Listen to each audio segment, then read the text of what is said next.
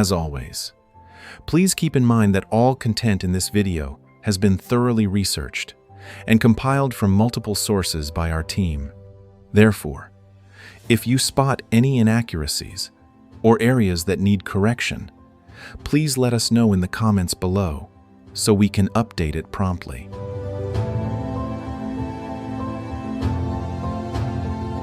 Dubai was not built to look temporary. It was built to look unstoppable. The tallest towers, the largest malls, the luxury hotels, the fountains, the beaches, the airport that never seems to sleep.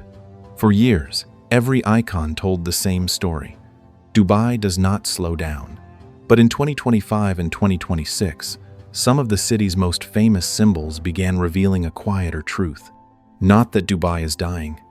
Not that the tourists have disappeared. The truth is more uncomfortable. A city built on spectacle must constantly repair, upgrade, reinvent, and defend the very image that made it famous. And when several icons demand attention at the same time, the story stops being about closures. It becomes a story about pressure. Because in Dubai, an attraction is rarely just an attraction. It is part of a larger machine that sells confidence. When one piece pauses, the whole image feels different. Start with the Dubai fountain, because no attraction explains Dubai's model better. It was not simply a water show beside the Burj Khalifa. It was the heartbeat of downtown Dubai, a free spectacle that pulled people toward restaurants, terraces, hotel rooms, boat rides, cameras, and shopping bags. Then, in 2025, Emaar paused the show for a 5-month redevelopment and announced its return for October 1. On paper, this was maintenance. But symbolically, it exposed the hidden cost of wonder. Even the attractions designed to feel eternal need concrete, waterproofing, technology, choreography, and time away from the public eye. For a normal city, a temporary closure is ordinary. For Dubai, where the promise is constant motion, even a planned pause becomes visually powerful. The drained lake and quiet promenade reminded people that Dubai's magic does not maintain itself. It has to be engineered again and again.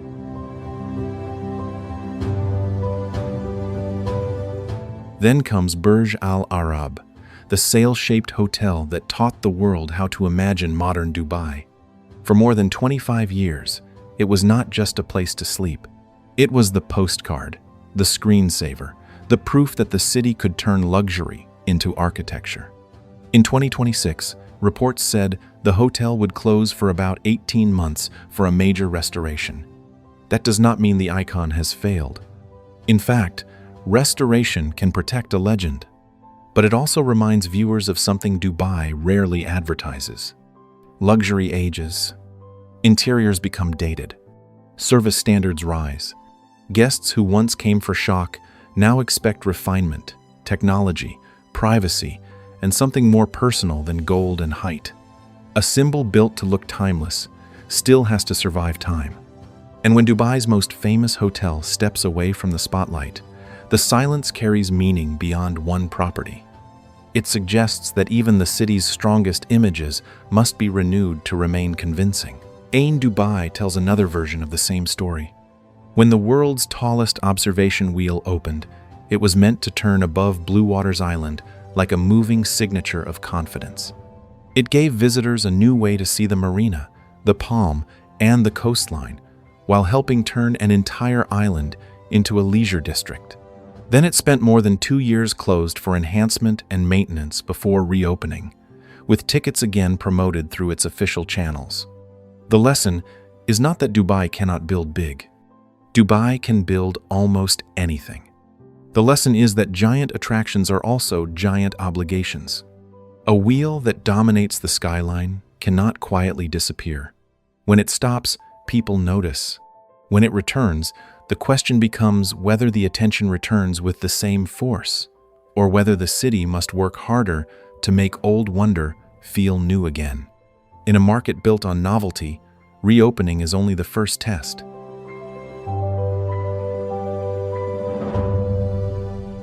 Dubai Parks and Resorts shows the pressure behind family entertainment. Dubai wanted more than malls and skyscrapers. It wanted theme parks, movie worlds, hotels, football experiences, and a family tourism ecosystem that could keep visitors spending for days. But ambition has to meet demand. Bollywood parks closed, and the space was later transformed into Real Madrid World, officially opened as the world's first football club theme park. This was not simply a failure story. It was Dubai doing what Dubai often does, replacing one concept with another before the weakness becomes permanent. But the pivot reveals a hard truth.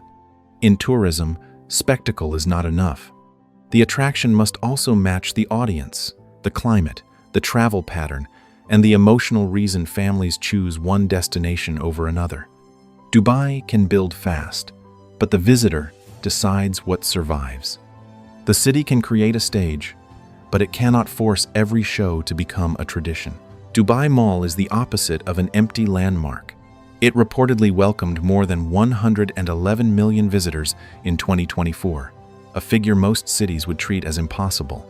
Yet that is exactly why it belongs in this story. Dubai Mall is not just a mall.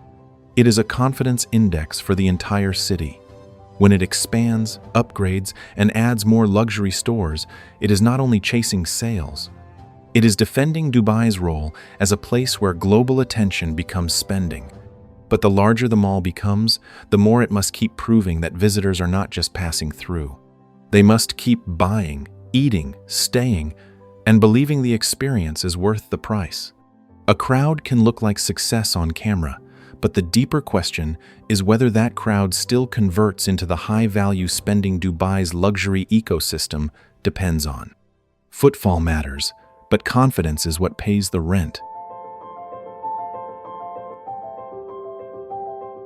Dubai International Airport is another icon under a different kind of pressure. DXB handled a record 95.2 million passengers in 2025 and was forecast to approach 100 million in 2026. That sounds like pure success. But record traffic also means record dependency.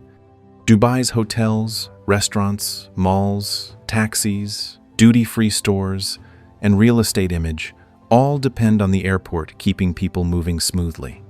When an airport becomes the bloodstream of an economy, congestion is not just an inconvenience. It becomes a warning. A delay does not stay inside the terminal. It moves into hotel check-ins, restaurant reservations, shopping plans, tour schedules, and visitor mood. Dubai is still growing, but growth itself is now testing the system that made the city feel effortless. The more people arrive, the more perfect the machine has to appear. And perfection is expensive when it has to be delivered millions of times a year. Finally, look at the luxury hotel belt surrounding the city's most famous views, from downtown to Jumeirah to the Palm. Dubai's hotel numbers remain strong. In 2025, average hotel occupancy reached 80.7%, while average daily rates and revenue per available room also rose. But strength does not remove pressure. It can create more of it. More rooms, higher prices, more luxury openings, and more demanding guests all raise the standard the city must meet every day. For the worker making beds, the driver waiting outside a resort, and the manager defending room rates, the burden of Dubai's image becomes daily labor. The guest sees a polished lobby.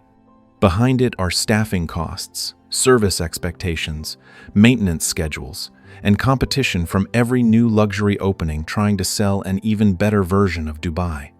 This is where spectacle becomes work. Taken alone, each of these stories has a normal explanation. A fountain needs upgrades. A hotel needs restoration. A wheel needs maintenance. A theme park changes strategy. A mall expands. An airport grows. Hotels compete. None of this proves that Dubai is collapsing. But together, they reveal the real pattern. Dubai is no longer just building icons. It is maintaining the cost of being iconic. That is a more interesting story than collapse, because it explains why a city can look successful and still feel under strain. The city is not dying. It is being tested by its own promise. For decades, Dubai told the world to look at the skyline and see the future. Now the future depends on something less visible. Whether the machine behind the spectacle can keep running without losing the belief that made people come in the first place. That belief is Dubai's most valuable landmark, and it is also the hardest one to repair.